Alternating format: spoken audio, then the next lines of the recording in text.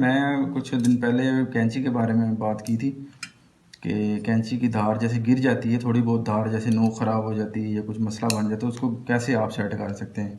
ये देखें, ये कैंची है, ये सही थी इसकी, मैंने इसको नोक इसकी ख़राब की है सिर्फ वीडियो बनाने के लिए। ये देखें, अब मैं आपको काट के दिखाता हूँ। ये देखें, ये नहीं काट रही इसकी बिल्कुल, जो ये देख रहे हैं, ये बिल्कुल नहीं काट रही, ये बिल्कुल नोक बिल्कुल भी काम नहीं कर रही इसकी। ये देखें, नहीं कर रही काम। अभी हम आपके सामने एक्सपेरिमेंट करेंगे इसका।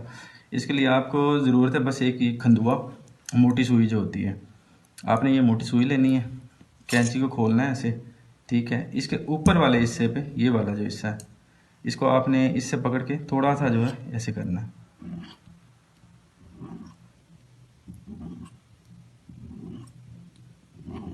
तीन से चार दफ़ा इसको करने के बाद दूसरी तरफ भी ऐसे ही इसको जो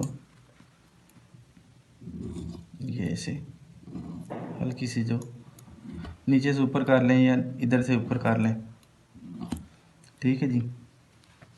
अब हम इसी को दोबारा जो इसके ऊपर ट्राई करते हैं कि आया कि सही हुई है नहीं।